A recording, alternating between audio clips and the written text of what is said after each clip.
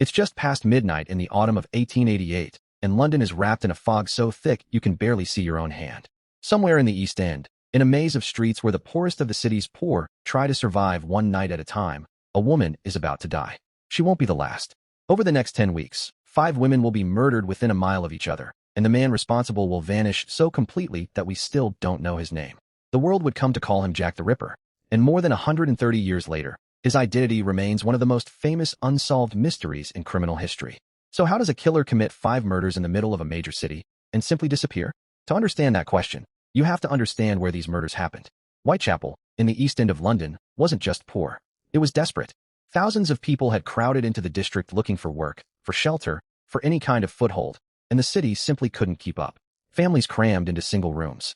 Others paid pennies just to rent a bed for the night in a lodging house, with no guarantee they'd have that same bed tomorrow. Poverty here wasn't the exception. It was the rule. It's in this world, in the late summer of 1888, that a killer began targeting women who had almost nothing left to protect them. No money, no stable home, often no family nearby to notice if they didn't come back one night. And because London in 1888 had something it had never really had before, a press hungry for sensational stories and a public that couldn't get enough of them, this case didn't just terrify a neighborhood. It became a national obsession, playing out in newspaper headlines almost as fast as the crimes themselves unfolded. Before we go any further, it's worth pausing on something important. Over the years, this story has become entertainment. Books, films, walking tours, even video games. But underneath all of that mythology were 5 real women, with real lives, who deserve to be remembered as more than victims in someone else's legend. Their names were Mary Ann Nichols, Annie Chapman, Elizabeth Stride, Catherine Eddowes, and Mary Jane Kelly. And each of them had a story before this one. Mary Ann Nichols had once been married, with children, before her marriage fell apart and she found herself alone. Annie Chapman had lived a fairly stable life too, until grief and alcohol pulled it apart. Elizabeth Stride had come to London from Sweden, trying to build a life in a foreign city. Catherine Eddowes had a partner and family who cared about her. And Mary Jane Kelly, the youngest of the 5, is honestly the one we know the least about. Even basic facts about her early life are uncertain, pieced together secondhand, because almost no one thought to ask, while she was still alive, to answer. What all 5 women had in common, in the eyes of the police at the time, is that each of them was believed to be turning to prostitution simply to get by. And each of them was killed alone, at night, in the streets or the rented rooms of Whitechapel. As for the man who killed them, we know almost nothing for certain. No one was ever convicted. No confession was ever proven genuine. And that gap, that total absence of a name or a face, is exactly what has kept this story alive for over a century. It began on August 31st. The body of Mary Ann Nichols was found in a street called Bucks Row, her throat cut, her body badly injured. At first, this looked like it might be just another act of violence in a rough part of the city. Whitechapel had seen brutal crimes before. But then, just over a week later, on September 8th, a second woman was found. Annie Chapman, discovered in the backyard of a lodging house on Hanbury Street. Her injuries were worse. And now, police started to notice something they really didn't want to see. A pattern. 3 weeks later, the pattern became undeniable and terrifying. In the early hours of September 30th, not 1, but 2 women were murdered, less than an hour apart. Elizabeth Stride was found first, in a place called Dutfield's Yard. Then, less than a mile away, Catherine Eddowes. Some historians believe the killer was actually interrupted during the first attack, that someone nearly stumbled onto him in the act, and that he simply moved on and found a second victim before the night was over. If that's true, he came astonishingly close to being caught, red-handed, on the very night of his worst crime spree. And then, 6 weeks later, came the murder that's remembered as the most horrific of them all. On November 9th, Mary Jane Kelly was found in her own room, on Dorset Street. Because this murder happened indoors, in private, rather than out in the open street, the killer had time. Far more time than with any of his previous victims. And the result was devastating. Most historians consider this the final murder in the series, the last time this killer, whoever he was, struck and walked away. So who was investigating all of this? 2 separate police forces, actually, London's Metropolitan Police and the City of London Police, whose jurisdiction covered the spot where Catherine Eddowes was found. 2 forces, 2 chains of command, and not always a lot of cooperation between them. At one crime scene, investigators found a chalked message on a wall nearby. Its exact meaning still debated by historians to this day. And in a decision that still gets argued about now, a senior police official ordered it erased before it could even be photographed, worried it might spark violence against the local Jewish community. Was that the right call to keep the peace? Or did it destroy a piece of evidence that might have changed everything? We'll never know. And here's the thing that made this case so difficult. This was 1888. There was no fingerprinting, no blood typing, nothing even close to what we'd call forensic science today. Detectives had witness accounts, physical descriptions, and instinct. That's it. Against a killer who left no survivors and struck in the dark, that wasn't nearly enough. Meanwhile, the letters started arriving. Dozens of them, sent to newspapers and to the police, many claiming to be from the killer himself. Almost all of them were fake, written by people looking for attention as the story exploded across the country. But one letter, signed Jack the Ripper, was published by a news agency, and it's that letter that's largely responsible for the name we still use today. Many historians now believe even that letter was written by a journalist trying to sell newspapers, not by the actual killer. Then there was another letter, this one arriving with what the sender claimed was a piece of a human kidney, supposedly taken from one of the victims. Was it real? Was it just another sick joke in a case already full of them? To this day, nobody's entirely sure. Suspects poured in by the dozens. Some were genuinely worth investigating. Many others were the product of pure panic, and in some ugly cases, prejudice against immigrant communities living in the East End at the time.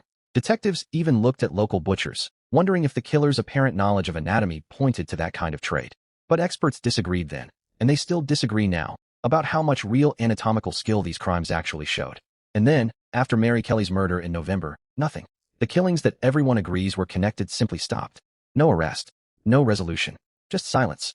So did anyone ever come close to catching him? Not officially, but there were suspects. One senior police official, years later, named a Polish immigrant named Aaron Kosminski as his personal favorite for the crime. But there was no physical evidence connecting Kosminski to any of the murders, and he was never so much as charged.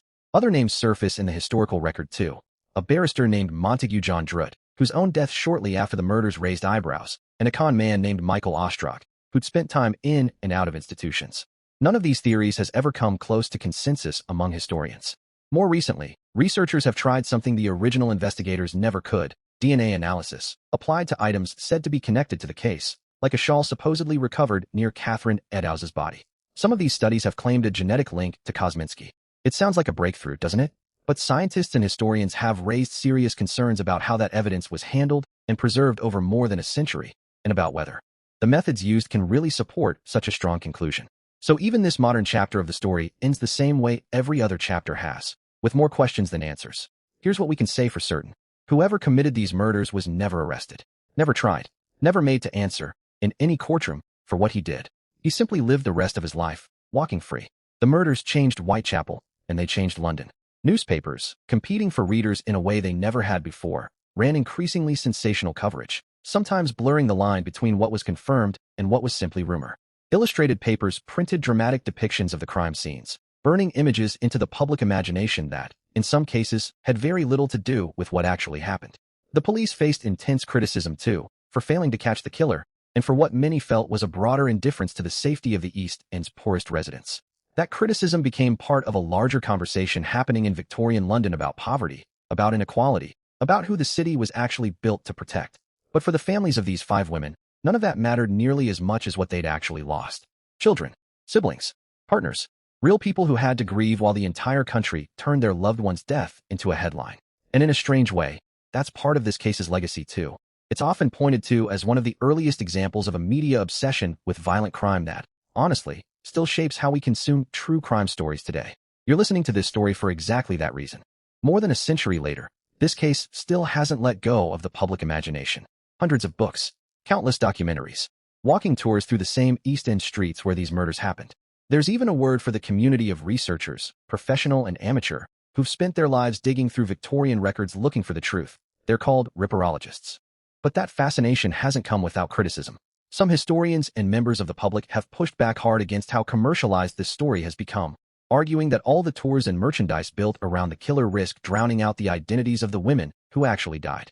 In recent years, there's been a real, deliberate push to shift the focus back to them, to research their lives with the same care and depth that, frankly, nobody bothered to give them while newspapers were busy chasing the killer's name. Part of why this case endures, I think, is timing. It happened in an era just modern enough to leave behind an extraordinary paper trail, police reports, press coverage, medical records, and yet just far enough in the past that so much has been lost, misremembered, or was simply never written down to begin with. That gap is where all the theories live. And it's why, generation after generation, new investigators keep coming back to try their hand at solving it. First with old-fashioned detective work, later with criminal profiling, and now with DNA. So where does that leave us? In the end, this is really 2 stories happening at once. One is about a killer who was never identified, never caught, and never forced to answer for what he did. A blank space in the historical record that's invited more than 100 years of theories, some careful and well-researched, some wild and self-serving. The other story belongs to 5 women: Mary Ann Nichols, Annie Chapman, Elizabeth Stride, Catherine Eddowes, Mary Jane Kelly. Women who lived in one of the poorest corners of Victorian London, and whose deaths made them famous in a way none of them ever would have chosen for themselves. And maybe that's really why this case still grips us, all these years later. Not just the mystery of who did it, but the much harder question underneath it. About who society chooses to protect. About who gets remembered, and who gets forgotten. About who we believe. We may never know the true identity of Jack the Ripper, but the story of Whitechapel, in that autumn of 1888, is still asking us that question. And maybe it always will.